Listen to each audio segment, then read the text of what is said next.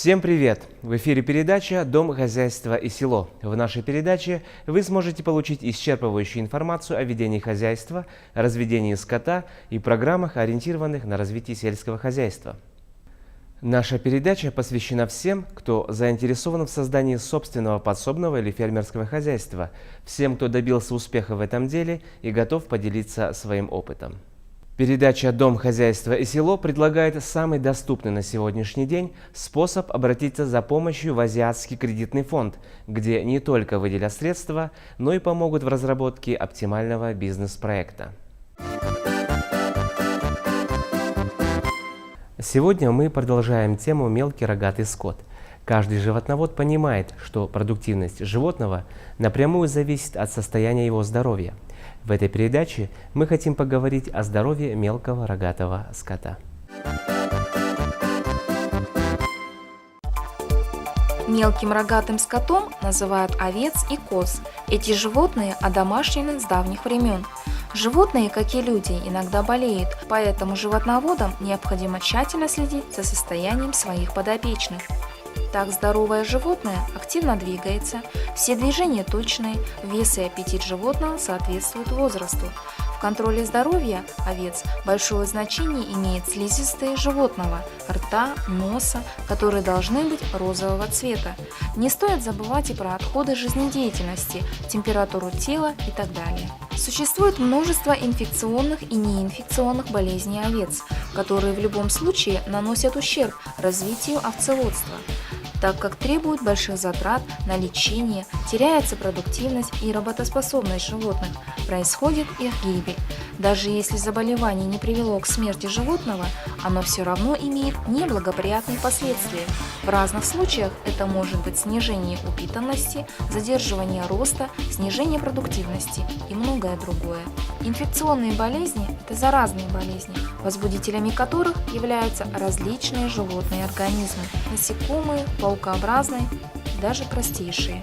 Животные заражаются инфекционными болезнями при попадании паразитов в рост вместе с водой и с кормом, при соприкосновении больного животного со здоровым или через предметы ухода, внутриутробно и посредством кровососущих членистоногих клещей. Инфекционные болезни делятся на несколько групп в зависимости от возбудителя. Невосприимчивость или иммунитет к различным заразным болезням – это такие как сибирская язва, оспа, ящур и другие. Можно выработать у животных, прививая им вакцину. Разводить овец выгодно. Это и мясо, и шерсть. Но меня волнует вот какой вопрос. Каким болезням подвержен мелкий рогатый скот и какие методы лечения и профилактики существуют?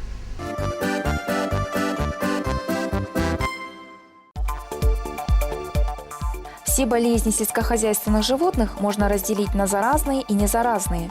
Заразные болезни вызываются возбудителями, ведущими паразитический образ жизни и передаются от одного животного к другому. Значительно чаще сельскохозяйственные животные болеют незаразными болезнями, которые могут быть вызваны различными причинами, такими как ушибы, ранения, воздействие критических температур и солнечных лучей. Овцеводство является исторически традиционной отраслью сельского хозяйства Казахстана и наиболее перспективной, одной из перспективных отраслей. Но, к сожалению, часто встречающиеся заболевания не дают в полную мощь развиться этой отрасли и наносят всегда ощутимый экономический ущерб хозяйствам. Если заболевания так условно разбить по этиологическим признакам, то есть по причине возникновения, то их можно разделить на паразитарные, инфекционные и незаразные этиологии. Да, бывает тентекой говорят, как вот у нас здесь говорят, но у них начинается вертушка. Они начинают крутиться. Тогда в это время вот у них есть такая болезнь. И есть болезнь у них вот чесотка, котор. Вот. Они это тоже у них есть. И бруцеллез. Бруцеллезом бывает бараны, что болеют тоже. Если вовремя прививки не делать и проверять, то, конечно, можно и семью заразить, и все такое. Еще с давних времен разведение коз и овец было одной из главных составных подсобного хозяйства, особенно у восточных народов. Овца и коза стали молочными животными раньше, чем корова. В современном Казахстане животноводство продолжает развиваться и процветать. Занимаясь животноводством, нельзя забывать, что высокая продуктивность животного напрямую зависит от его здоровья. Значительную часть болезней также представляют собой инфекционного характера. Это вирусные и бактериальные.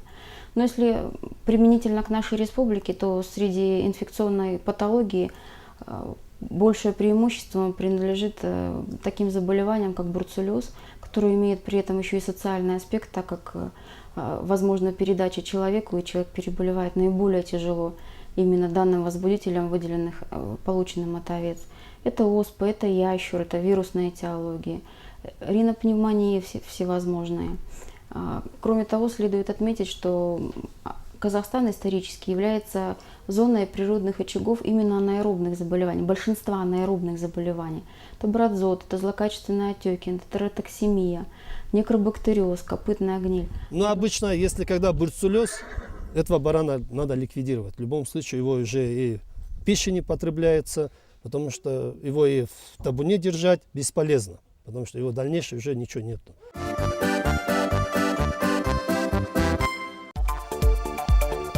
Каждый хозяин знает, что положительный результат могут принести только здоровые животные и, конечно, стремится содержать их в сухих, теплых и хорошо проветриваемых помещениях. Важно, чтобы питание было сбалансированным. Животные, получающие с кормом достаточное количество питательных веществ, как правило, болеют редко. Для каждого инфекционного заболевания существуют свои методы профилактики и лечения. Специфическая профилактика является наиболее, наверное, актуальной и наиболее экономически выгодной. То есть предварительно скот вакцинируется, если вдруг животное уже заболело, существуют специфические сыворотки, специфические глобулины, которые оказывают и терапевтический, и профилактический эффект. Но кроме этого, существуют препараты, которые имеют многоцелевое назначение, многофункциональное назначение. Это не специфические. Вот конкретно в нашем институте предложен препарат неспецифический иммуноглобулин. Его можно применять, универсальность в том, что его можно применять как для всех видов животных, потому что он получен из сыворотки крови лошадей, так и при заболеваниях различной этиологии. Это инфекционные, то есть вирусные, бактериальные, и незаразные. Это могут быть лечение и профилактика патологии желудочно-кишечного тракта и респираторные заболевания. То есть у данного препарата широкий спектр действия. Прививка каждый месяц делается, в смысле там весной, осенью. Когда уже загоняем зимой, делаем прививку от котора, ну, чтобы чесотки не было, всякие прививки. Также у нас берут кровь на анализы от бруцеллеза. Профилактика всегда проходит, уколы как полагается, весной, осенью всегда есть это такое. Не забывайте о важности профилактических мероприятий. Своевременная вакцинация поможет избежать многих заболеваний. Но при болезнях коров, КРС и овец применяет большим спросом, используется нитокс при копытной гнили, при инфекционных заболеваниях легких, при мастите. Также берут витаминные препараты, тривит, тетравит, мультивит, тоже для повышения иммунитета. В настоящее время на рынке лекарств медикаменты предоставлены в широком ассортименте.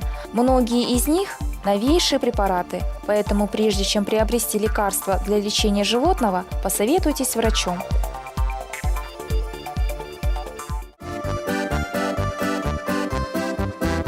Следует отметить, чтобы избежать данных болезней, то есть инфекционной, незаразной, в основе всего лежит санитарно-гигиенические мероприятия.